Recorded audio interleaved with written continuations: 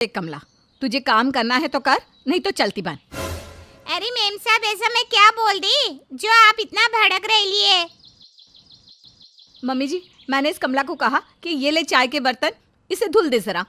तो पता है इसने क्या कहा? कहती है आप एक एक करके बर्तन लाओगी तो क्या मैं सारा दिन यहाँ बर्तन घिसूंगी? रख दो, अब मैं कल ही धोऊंगी। अरे मेम साहब, अब काहे को बात का बतंगड़ बना रही है?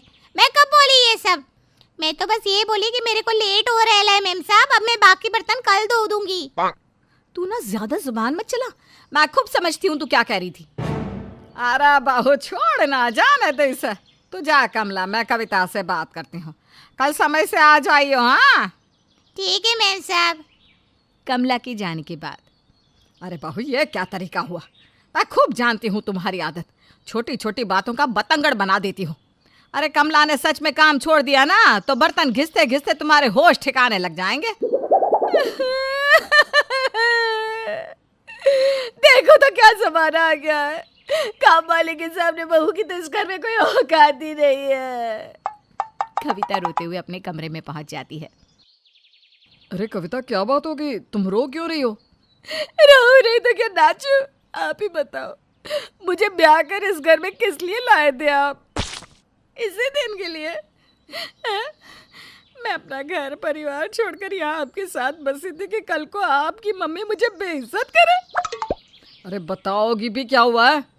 आपकी माता जी का कहना है कि नौकरानी उनके लिए मुझसे ज़्यादा इम्पोर्टेंट है। कहती है मुझे जहाँ जाना हो मैं जाऊँ, लेकिन काम वाली कहीं नहीं जाएगी। अरे ये कैसी बात कर रही हो तुम? मम्मी ऐसा कह ही नहीं सकती।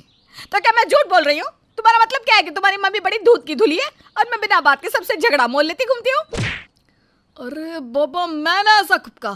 तुम तिल का ताड़ क्यों बना रही हो? हाँ, मैं ही सबसे ज्यादा बुरी हूँ, जिसको देखो मेरे ही पीछे पड़ा रहता है। पता नहीं मैंने सबका क्या बिगाड़ा है। कविता, मालती की बड़ी बहू, छोटी बहू नमिता के अलावा उसके दोनों बेटे भी इस बात से अच्छी तरह वाकिफ थे कि कविता में राय का पहाड़ बनाने की बहुत बुरी आदत है। छोटी छोटी बातों को तुल देकर वो बात का बतंगड़ बनाकर अक्सर घर में हंगामा खड़ा कर देती थी। कविता की देवरानी नमिता अपने मायके गई हुई थी। एक दिन शाम के समय चाय के लिए पूछने कविता देवर नमन के कमरे में जाती है। अरे दीपिका, तुम जैसा समझ रही हो वैसी कोई बात नहीं है। अरे नहीं बाबा, नमिता को कुछ पता नहीं चलेगा, तुम चिंता मत करो। जब तक नमिता अपने मायके में है हमें डरने की कोई ज़रूरत नहीं है, हम दोनों बड़े आराम से सब कर सकते हैं। देवर नमन को फोन पर किसी अनजान लड़की से हंस हंस कर बातें करते हुए देख कविता छिपकर उनकी बातें सुनने लगती है। देवर की बातें सुनने के बाद कविता के दिमाग में शक की सुई घूमने लगी थी। अच्छा, तो ये खेल चल रहा है नमिता के पीठ पीछे। ठीक है भाई, नई नई शादी है, अब नई शादी में पति को छोड़कर एक एक महीना मायके में बिताओगी तो पति को तो छूट मिलेगी ही ना यहाँ वहाँ घूमने की। अब गलती की है तो भुगते, मुझे क्या। जब से कविता ने देवर नमन को फोन पर दीपिका नाम की लड़की से बातें करते हुए सुना था, उसका ध्यान अब अक्सर नमन के ऊपर ही रहता।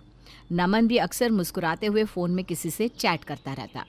2 दिन बाद नमिता का फोन कविता के पास आता है। भाभी, मैं कल आ रही हूँ, मुझे छोड़ने के लिए मेरे पापा भी साथ में आएंगी। अच्छा, आपको बरेली से कुछ मंगवाना हो तो बता दो, मैं ला दूंगी। नहीं, मुझे कुछ नहीं मंगवाना, आ जाओ तुम आराम से। अगले दिन नमिता अपने पापा के साथ ससुराल आ जाती है। कविता नमिता के पापा के लिए नाश्ता लगाने के बाद उनके साथ बैठकर बातें करने लगती है। नमिता, नई नई शादी की बात और थी, अब कोशिश करो कि ऐसे एक एक महीने के लिए मायके ना ही जाओ तो अच्छा होगा। आप ऐसा क्यों कह रही है भाभी, कोई बात है क्या? नमिता, बात तो ऐसी है कि अगर तुम्हें सच्चाई का पता लग गया ना तो तुम्हारे पैरों के नीचे से जमीन खिसक जाएगी। ऐसी क्या बात है भाभी, खुलकर बताइए ना, मैं समझ नहीं पा रही हूँ। तुम 1 महीने से अपने मायके में हो, तुम्हें कुछ होश भी है? तुम्हारा पति कहाँ है, क्या कर रहा है? क्यों, क्या हुआ नमन को? नमन से तो मेरी रोज़ ही बात होती थी, अभी कुछ दिन पहले ही तो बात हुई है, ऑफिस से आती ही होंगे। पर आप बताइए भाभी, हुआ क्या है? देखो नमिता, मैं जो भी कह रही हूँ तुम्हारी भलाई के लिए कह रही हूँ।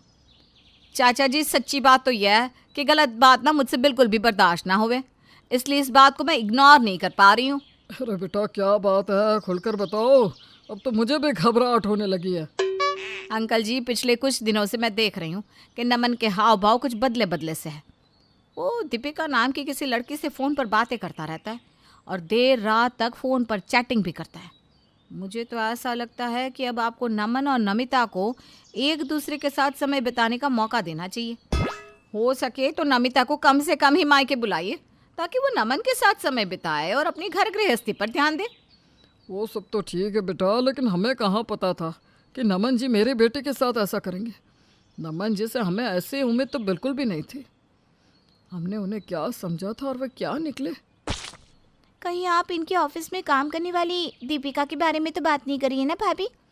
उस दीपिका को तो मैं जानती हूँ, नमन ने ही मुझे उससे मिलवाया है। लेकिन दीपिका और नमन के बीच में ऐसा कुछ होगा, मैं कभी सपने में भी नहीं सोच सकती थी। देखो नमिता, मेरा काम था तुम्हें सावधान करना। अब आगे तुम जानो, तुम्हारे पापा जाने। अपने घर गृहस्थी को संभाल सकती हो तो संभाल लो। कविता की बात सुनकर नमिता और उसके पापा के तो होश ही उड़ गए थे। अब तो नमिता को बस नमन के ऑफिस से वापस आने का इंतज़ार था, ताकि उसे सारे सवालों के जवाब मिल सके। कुछ देर बाद नमन खुशी खुशी घर में घुसता है। क्या बात है, चेहरे पर बड़ी चमक आ रही है? किसी से मिलकर आ रहे हो क्या? ये कैसी बात कर रही हो नमिता?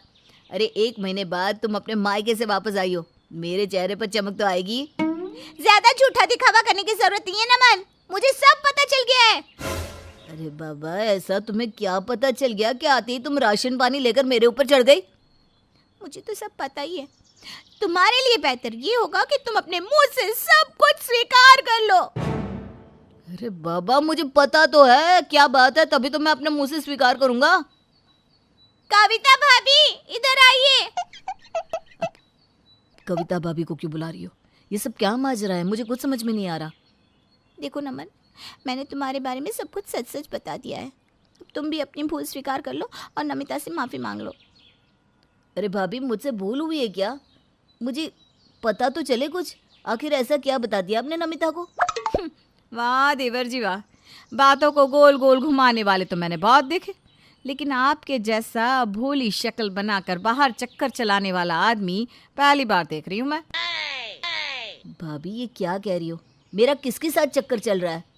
अच्छा, सच सच बताइए, दीपिका कौन है? अरे दामाद जी, आप हमारी बेटी के साथ इतना बड़ा धोखा करेंगे, ये बात हम कभी सोच भी नहीं सकते थे। हम तो सारी दुनिया में सीना चौड़ा करके घूमते हैं कि हमारे दामाद जैसा किसी का दामाद हो ही नहीं सकता, और एक आप हैं जो इतना बड़ा गुल खिलाए बैठे हैं। अरे पापा जी, आप रुकिए तो। मैंने ऐसा कुछ नहीं किया जैसा आप समझ रहे हैं।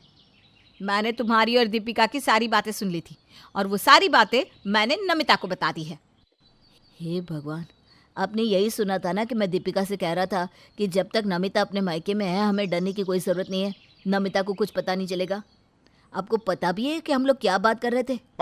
नमिता अपने मायके से आज इसीलिए लौट कर आई है क्योंकि 2 दिन बाद हमारी शादी की सालगिरह है। मैं अपनी फ्रेंड दीपिका के साथ मिलकर हमारी शादी की सालगिरह के लिए एक सरप्राइज पार्टी प्लान कर रहा था। मैं और दीपिका पिछले 10-12 दिन से उसी के बारे में बात कर रहे हैं। बिना कुछ भी जाने समझे भाभी, आपने बात का बतंगड़ बना दिया। और तो और, आपने नमिता के पापा को भी इन सब में शामिल कर लिया। अरे इतना बड़ा राय का पहाड़ बनाने से पहले आपको एक बार मुझसे पूछ तो लेना था। नमिता देखो, तुम ना नमन की बातों में मत आना, ये अभी भी झूठ बोल रहा है। मैंने जो कहा बिल्कुल सच है। अच्छा आप रुकिए, मैं अभी दीपिका को आपके सामने ही फ़ोन करता हूँ। दीपिका, तुम मेरी एनिवर्सरी पार्टी में आ रही हो ना? अरे क्यों नहीं आऊंगी, पिछले 1 महीने से पार्टी की तैयारी के लिए तो मुझसे इतनी मेहनत करवा रहा है, तो मेरा तो पार्टी अटेंड करना बनता ही है। अब किसी को कुछ कहना है या हो गई तसल्ली? मुझे माफ़ कर दो नमन, मैं भाभी की बातों में आ गई थी। अरे कविता बेटा, तिल का ताड़ बनाने से पहले तुम्हें कम से कम एक बार अच्छे से चेक तो कर लेना चाहिए था। आज तुम्हारी वजह से हम भी दामाद जी की नज़रों में गिर गए। मुझे माफ़ कर दो नमन, मुझे क्या पता था कि तुम पार्टी प्लान कर रहे हो। अरे 1000 बार कहा है इस नालायक से कि मुंह खोलने से पहले सोच लिया कर, लेकिन ये तो जब भी मुंह खोलती है आग ही बरसाती है। सॉरी मम्मी जी, आगे से मैं किसी से कुछ भी नहीं कहूँगी।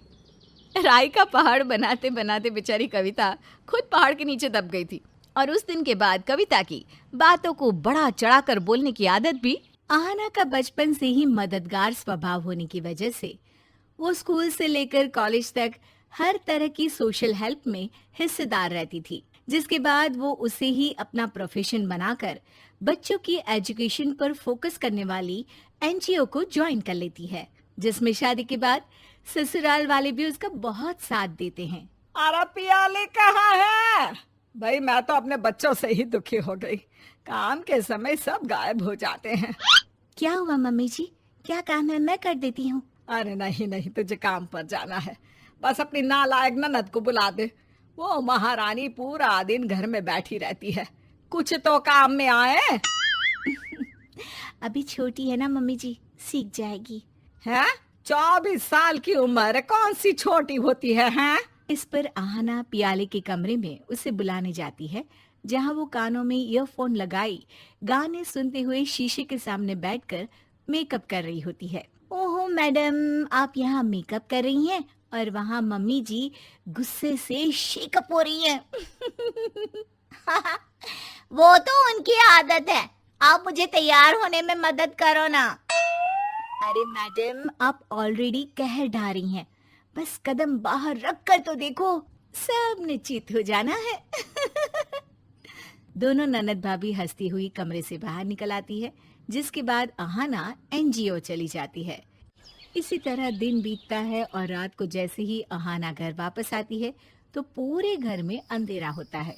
घर में इतना अंधेरा क्यों है? मम्मी, पियाली, पापा जी सब कहाँ हैं? इलेक्ट्रिसिटी का बिल नहीं भरा क्या? आहाना ये सब बोलते हुए आगे बढ़ ही रही होती है कि तभी लाइट्स ऑन होने के साथ सब सरप्राइज चिल्लाते हुए उसके पास आ जाते हैं। वाह, ये सब कैसे, कब, आपको कैसे पता चला? भाई हम भी अपनी पत्नी का ध्यान रखते हैं। कांग्रेचुलेशंस। जो बोलते थे कि बहू को हद से ज्यादा छूट दे रखी है, आज मेरी बच्ची ने उन सब के मुंह सिल दिए। I am proud of you बेटा। Thank you so much. अगर आप सब मेरा साथ नहीं देते तो मैं कुछ नहीं कर पाती। भाभी, अब आप बोर्ड में हैं तो मुझे एनजीओ में आसानी से काम मिल जाएगा ना? नहीं। आहाना की बात पर सब बहुत तेज हंसने लगते हैं और पार्टी शुरू हो जाती है। इसी तरह समय बीतने लगता है और आहाना के साथ साथ उसके परिवार की लाइफ भी बढ़िया से प्यार और सुकून के साथ चल रही होती है। एक शाम पूरा परिवार साथ बैठकर डिनर कर रहा होता है। मैं सोच रहा हूँ कि क्यों नहीं एक फैमिली वैकेशन हो जाए। बढ़िया है, सबको अपने अपने काम से छुट्टी भी मिल जाएगी इसी बहाने। सबका नाम लेकर अपने काम का बोल रही हो तुम। अरे जो इंसान पूरे दिन सोफे पर बैठे, ये सामान कहाँ है, वो दे दो, ये बना दो, ये सब बोलता रहता है, वो काम की बात ना ही करे तो अच्छा है। तो फिक्स हुआ, हम सब वैकेशन के लिए मालदीव जा रहे हैं। और इसी के साथ कुछ दिनों में पूरा परिवार बैग पैक करके छुट्टियां मनाने निकल जाता है। कुछ दिन बीतते हैं, सब एंजॉय कर रहे होते हैं कि एक शाम आहाना को फोन आता है, जिसके बाद वो जल्दबाजी में अपना सामान बांधने लगती है। क्या हुआ भाभी, आप बैग क्यों पैक करने लगी? कोई टेंशन की बात है क्या बेटा? डोंट वरी पापा जी, आप सब अपना वैकेशन एंजॉय करो, पर मुझे एनजीओ के काम से अभी वापस जाना होगा। आहाना की बात समझकर कोई उसे नहीं रोकता। वो वापस इंडिया जाने के लिए फ्लाइट में बैठ जाती है, जहाँ एक मिडिल एज आदमी उसके पास वाली सीट पर आकर बैठता है। हेलो बेटी, कौन से कॉलेज में हो? आपको गलत फहमी हो गई है sir, I am a married girl. Oh my bad, कपड़े देख कर लगा कि कोई कॉलेज स्टूडेंट हो।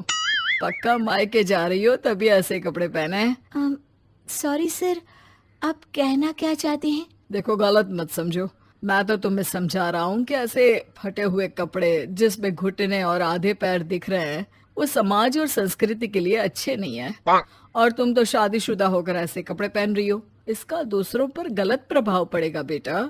सर, आप उम्र में मुझसे बहुत बड़े हैं, इसलिए मैं आपको कुछ बोल नहीं रही, पर इसका ये मतलब नहीं कि आप कुछ भी बोलते जाएं। तुम जैसे यूथ की वजह से ही देश में गलत काम और अश्लीलता बढ़ रही है।